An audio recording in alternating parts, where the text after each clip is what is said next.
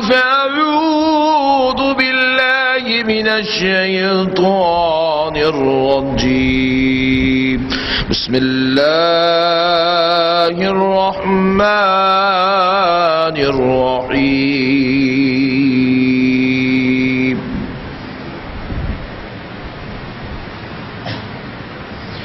الذين يذكرون الله قياما وقعودا وعلى جنوبهم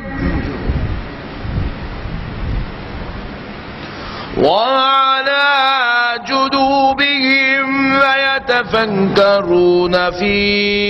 خلق السماوات والأرض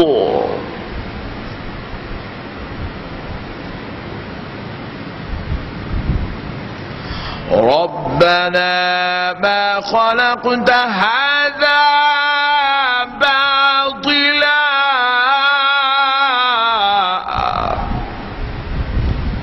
سبحانك فقنا عذاب النار. صدق الله العظيم.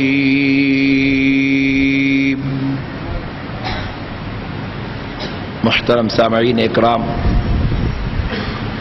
معزز بزرگ حضرات اور نوجوان ساتھیوں، بالخصوص صدر انتظامی کمیٹی، بانی مسجد ہذا، محترم المقام عالی جناب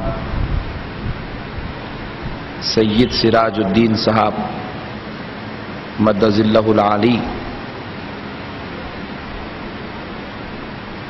وہ دیگر منتظمین کمیٹی مسجد ہذا، وہ نعت خواں حضرات،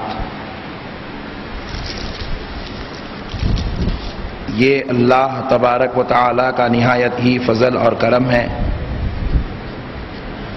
اور اس کے پیارے حبیب رحمت للعالمین صلی اللہ علیہ وآلہ وصحبہ وسلم کی لطف و عنایت ہے کہ آج اللہ رب العزت کے اس مقدس اور مبارک گھر میں ہم سب کو تذکرہ غوث اعظم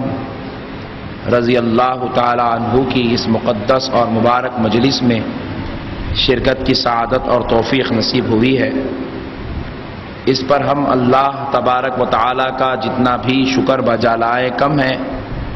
کہ پروردگار نے اس توفیق اور سعادت سے ہمیں سرفرازی نصیب فرمائی ہے۔ سب سے پہلے تو میں دل کی گہرائیوں سے محترم سید سراج الدین صاحب اور ان کے تمام منتظمین احباب کو دل کی گہرائیوں سے مبارکباد پیش کرتا ہوں، اور ابھی ہمارے ناظم جلسہ کے اعلان سے معلوم ہوا کہ اس جلسے میں نوجوانوں کا بھی بہت بڑا رول ہے، تو ان نوجوانوں کو بھی دل کی گہرائیوں سے مبارکباد پیش کرتا ہوں۔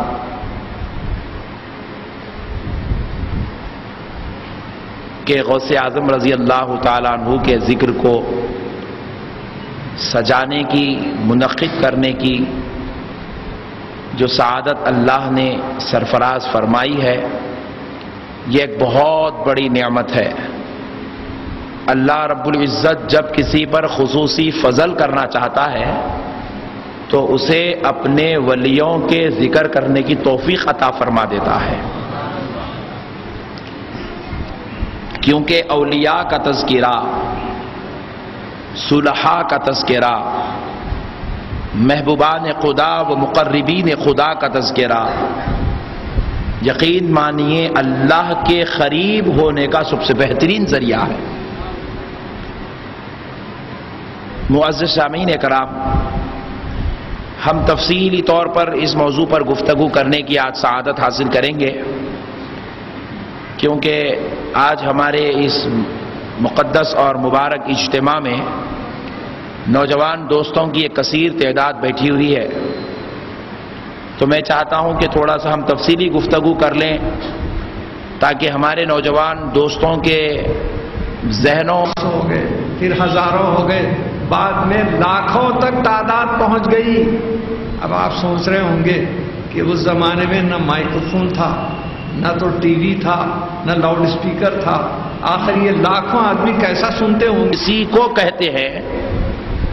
اس شخص اس لفظ کو پانے کے لیے اس نے اپنی زندگی میں کتنی بڑی عظیم قربانیاں دی ہے کہ پیارے بزرگوں اور دوستوں،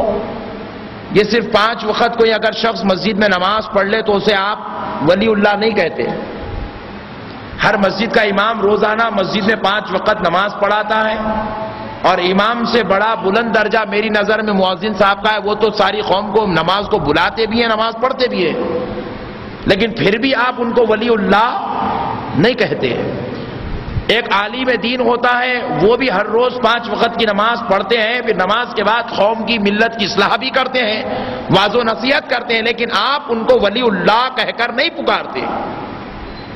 لیکن جن کو ولی اللہ کہا جاتا ہے، ذرا غور کیجئے کہ وہ کون لوگ ہوتے ہیں۔ ان کو اس لفظ سے جب سرفراز کیا گیا، ان کی طرف یہ ولی اللہ کا لفظ منسوب کیا گیا، جب غوث اعظم کو ولی اللہ کہا گیا،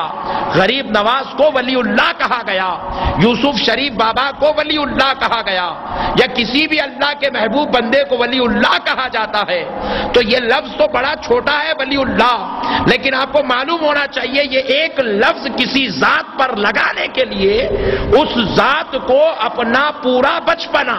اپنی پوری جوانی، اپنا پورا بڑھاپا،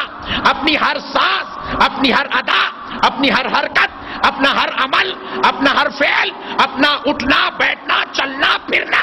اپنی خواہش کے مطابق نہیں، خدا کی خواہش کے مطابق جب گزارتا ہے، ہر فتنے سے لڑ لیتا ہے، ہر شیطانی شر سے مقابلہ کرتا ہے، اپنی خواہشات کو کچل دیتا ہے، خدا کی رضا پہ مر جاتا ہے، تب جا کے اسے ولی اللہ کہا جاتا ہے، تب جا کے اسے ولی اللہ کہا جاتا ہے۔ زندگی تو گزار دیے، 90 سال کسی ولی کی زندگی ہوئی، 70 سال کسی کی زندگی ہوئی، 100 سال کسی کی زندگی ہو گئی، 80 سال کسی کی زندگی ہو گئی، لیکن اندازہ کر لو اتنی بڑی زندگی میں ولی اللہ وہ ہوتا ہے جو اپنی مرضی سے پانی بھی نہیں پیتا،